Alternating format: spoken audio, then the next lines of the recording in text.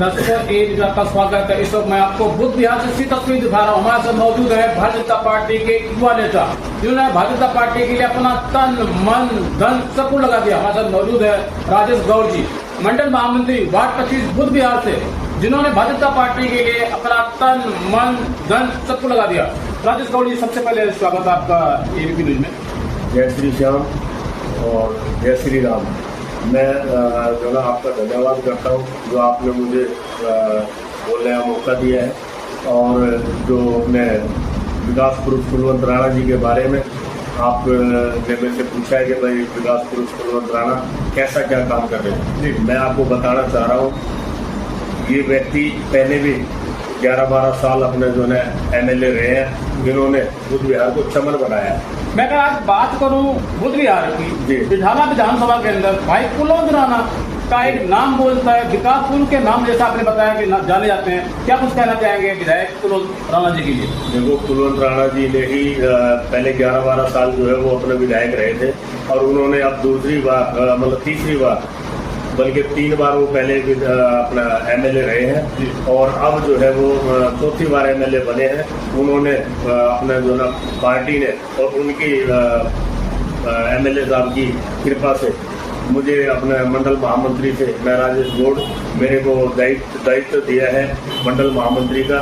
मैं बताना चाहता हूँ, पहले भी मैंने उनके साथ 10 साल काम किया है, एक छोटा सा मैं कार्यकर्ता रहा हूँ, और उन्होंने ये जिम्मेवारी दी है, तो मैं बड़े भरोसे के साथ कह सकता हूँ कि इस दायित्व को मैं अच्छे से निभाऊंगा।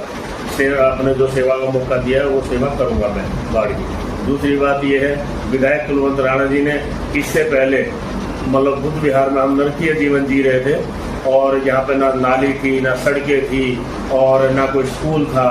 हमारे जितने भी बच्चे जो अपना बुद्ध विहार के जो छोटे बच्चे थे जो स्कूल जाते थे, वो पानी में जो है ना वो मतलब झोले के साथ अपना जो फैला होता था उसके साथ गिर जाते थे रिपट करके। सारे बच्चे बहुत बुरा हाल था। मैं सन 90 से यहाँ रह रहा हूँ, मैंने यहाँ पे देखा है, बहुत बुरा हाल था। और अब कुलवंत राणा जी ने जो है कुलवंत राणा जी ने जो है ना ये बुद्ध विहार को चमन बनाया है। बुद्ध विहार को चमन बनाया। फेज 2 के अंदर करीब 10-10 फुट के उन्होंने जो है ना गड्ढे भर के, और वहाँ पे रोड, नाली, सड़कें, स्ट्रीट लाइट उन्होंने तैयार की है, स्कूल दिए हैं। इसीलिए उनको जो है ना विकास पुरुष कुलवंत राणा उनका नाम पड़ा है। और मैं ये चाहता हूँ कि वो आगे भी इसी तरीके से अपने जो पहले 3 साल का उन्होंने कार्यकाल नाम कमाया है, आज भी वो जो अपना अब चौथी बार MLA बने हैं, तो मैं चाहता हूँ जिस तरीके से उन्होंने पहले काम किए हैं अब भी वो काम कर रहे हैं। अब जो सीवर उन्होंने डाले, जो आम आदमी पार्टी ने घूसखोरी की है, ना कोई लेवल है, ना कोई मापदंड है सीवर डालने का। सीवर ऐसे डाले हैं जो अपने 12 इंची की लाइन डाली है, जो आए दिन अब बैक मार रहे हैं। मेरा आपका जो खास सवाल है, क्या आम आदमी पार्टी के जो पहले विधायक थे महेंद्र गोयल जी, क्या उन्होंने वाकई में जो पाइपें हैं वो हल्के डाल रखे हैं?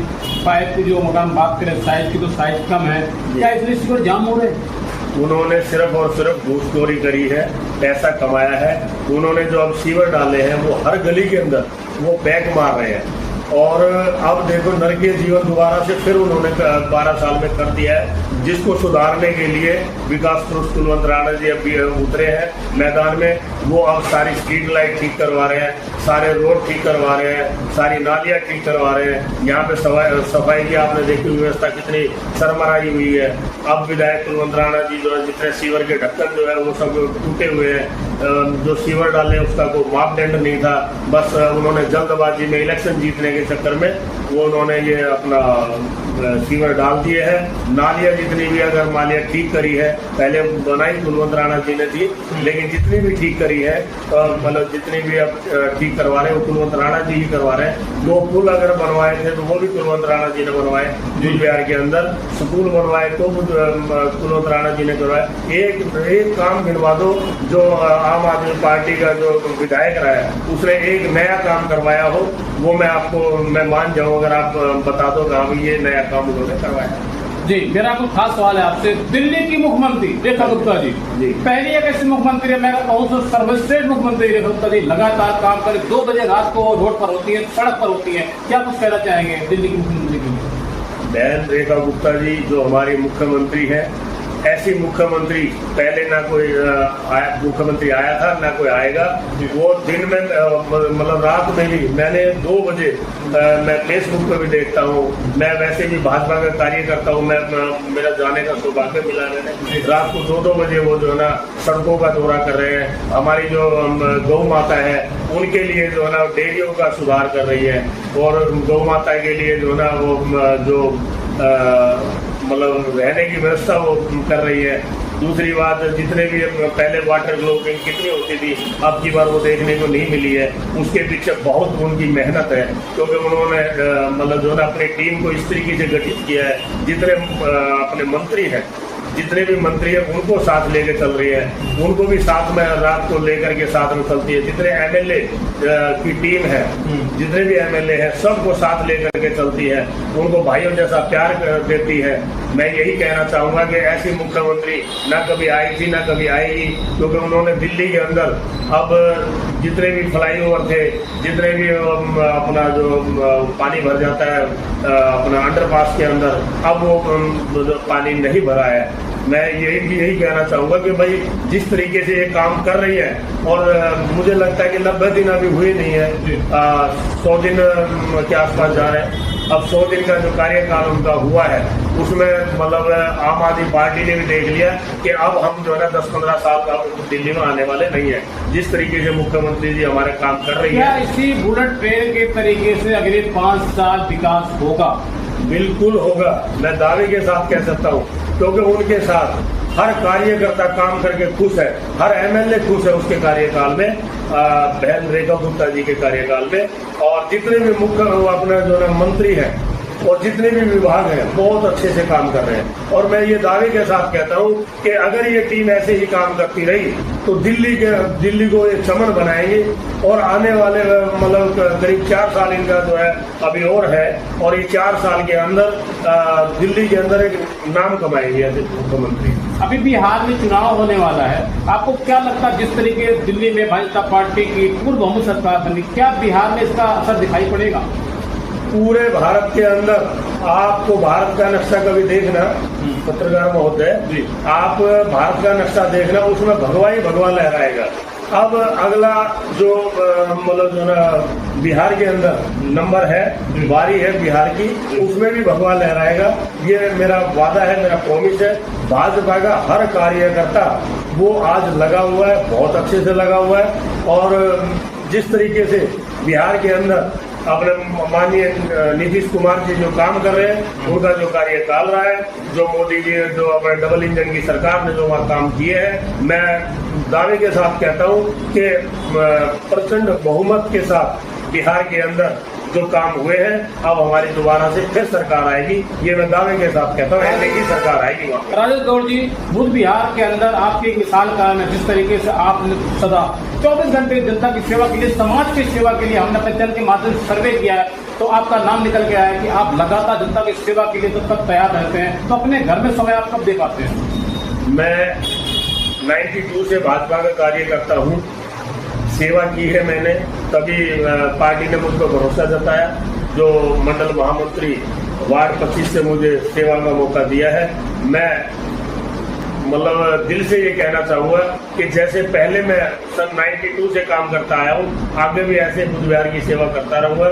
और अपने जो मेरा उद्देश्य है, जो मेरे जो आदर्श है, वो है मतलब अपने प्रधानमंत्री, जो प्रधान सेवक का मैं उनको नाम देता हूँ, जो मन की बात वो करते हैं, मन की बात से सीखने को मुझे मिलता है। जो उन्होंने अपना देश विदेश के अंदर हमें सर उठाने का मौका दिया है, उसमें उन्होंने हमारा मान बढ़ाया है। और मान बढ़ाया है तो मैं ये चाहूँगा कि जिस तरीके से उन्होंने पहले अपने कार्यकाल में कहते थे, हमारे ही यार दोस्त मेरे ही ऑफिस में बैठ करके शर्त लगाते थे मुझसे कि 370 कभी नहीं हटेगी। भाई क्यों नहीं हटेगी?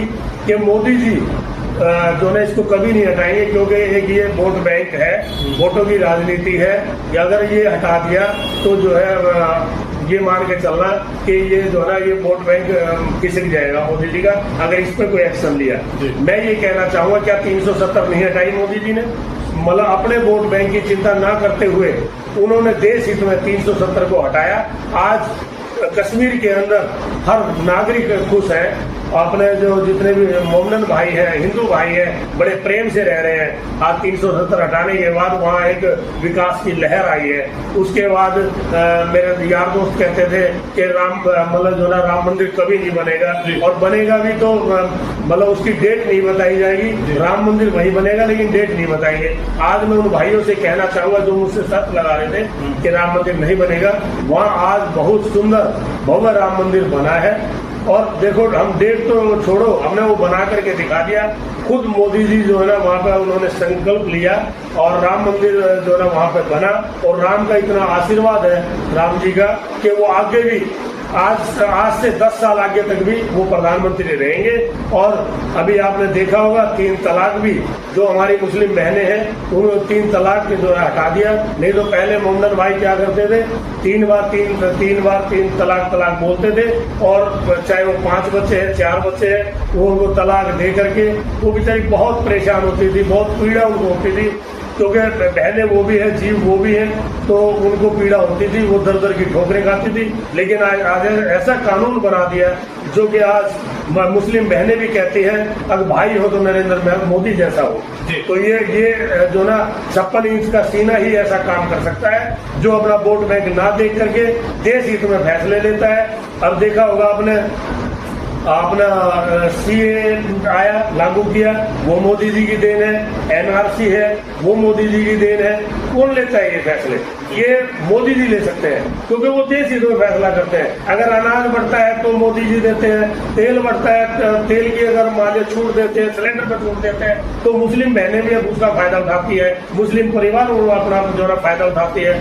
तो मतलब हिंदू ना वो हिंदू देखे ना मुस्लिम देखे, ना सिख देखे ना ईसाई देखे, वो हर धर्म के लिए वो फैसले लेते हैं। अभी सीधे से सवाल है राजगौर जी, भारतीय जनता पार्टी जात पात की राजनीति नहीं करती है, सीधा सीधा काम करती है, जनता के हित में काम करती है। बिल्कुल करती है। ये ही एक ऐसी पार्टी है जो देश हित में फैसले लेती है। इससे पहले जितने भी आए उन्होंने अपने घर भरे।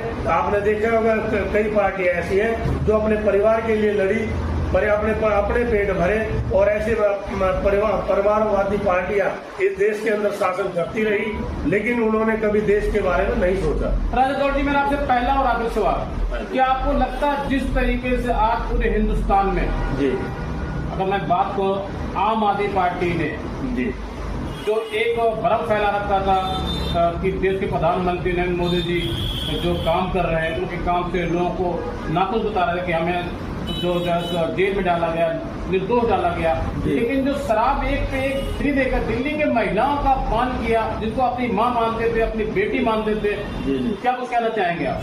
देखिए, हमारे जो नौजवान बच्चे हैं उनको नशे में झोंकने के लिए इन्होंने जो आबकारी नीति जो इन्होंने लगाई थी, जो दारू 2 बोतल में 1 बोतल की 2 बोतल फ्री दी, वो हमारे बच्चों को नशाखोर बनाने के लिए, और जो ना जो अपने जो बच्चों के स्कूल होते हैं उनके साथ में अपना ठेके खोल दिए गए।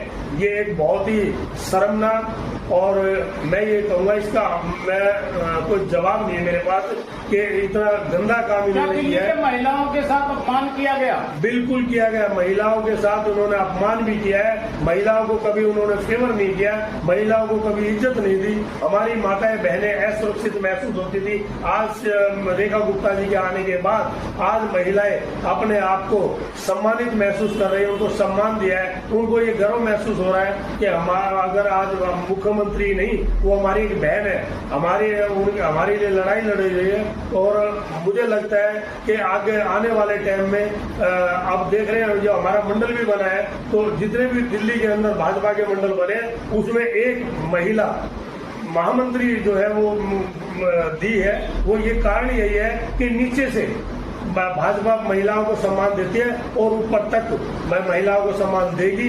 ये जो है मुख्यमंत्री जी का भी कहना है और नरेंद्र भाई मोदी जी का भी कहना है। किस तरीके से देश के प्रधानमंत्री नरेंद्र मोदी ने कहा था अब नहीं सहेंगे, बदल कर रहेंगे, वाकई में आप जैसे युवाओं ने इतिहास कायम किया दिल्ली के अंदर, तो दिल्ली में आम आदमी पार्टी की पूर्ण बहुमत की 10 साल की सरकार थी, किस तरीके से मोदी जी की नीतियों को जन जन तक पहुंचाया आप लोगों ने? सर मैं आपको बताना चाहूंगा, ये आपको भी पता होगा, जो अभी जो ना सिंदूर ऑपरेशन हुआ है जी। इसके अंदर पूरे देश ने देख लिया है, पूरे विदेशों ने देख लिया है, देश में नहीं विदेशों में भी इसका डंका बजा है। जो हमारे स्वदेशी जो हमारे हथियार थे उन्होंने अपना डंका अपना लोहा मनवाया है, क्योंकि उसका कारण है कि मोदी जी ने अपने ही देश में हथियार बना करके और जैसे ही अपना सिंदूर ऑपरेशन किया इसमें पाकिस्तान के घुटने टिकवा दिए। और बहुत जल्दी मैं आपको बता रहा हूँ, आपके चैनल के माध्यम से बता रहा हूँ, आपका चैनल का नाम मुझे याद नहीं आ रहा है, एबीपी न्यूज के माध्यम से मैं ये बात कहना चाह रहा हूँ कि आगे भी घुटने ऐसे टिकवाएंगे और बहुत जल्दी पीओके हमारा होगा। ये मैं दावे के साथ कह रहा हूँ। एक छोटा सा कार्यकर्ता इतनी हिम्मत कर रहा है ये बात बोलने के लिए, वो भी किस लिए कि मोदी जी ने एक ऐसा विश्वास पैदा कर दिया कि पीओके आएगा, हर हालत में आएगा। आज हिंदुस्तान का नाम कोई दुनिया के अंदर रोशन हो रहा है, क्या कुछ कहना चाहेंगे आप? ये ऐसे ही नाम रोशन नहीं हो रहा है। मोदी जी का एक जो 56 इंची का जो सीना है ना, वो देश के लिए अपनी जान न्यौछावर कर देंगे, लेकिन देश नहीं झुकने देंगे, ये मोदी जी का कहना है। और उसमें हमारा विश्वास है और पूरे देश का विश्वास है कि मोदी जी एक दिन भारत को नंबर 1 बना करके रहेंगे और भारत एक दिन जो है पूरी दुनिया पर राज करेंगे, ये मोदी जी का विश्वास है। मेरे लाखों हजारों करोड़ दर्शक देख रहे हैं, दर्शकों क्या कहना चाहेंगे आप? मैं जितने भी मेरे देश विदेश के और जितने भी दिल्ली के कार्यकर्ता हैं और दिल्ली के निवासी है, देश के निवासी है, सबको ये कहना चाहूंगा, ये एक मानव इंसान नहीं है।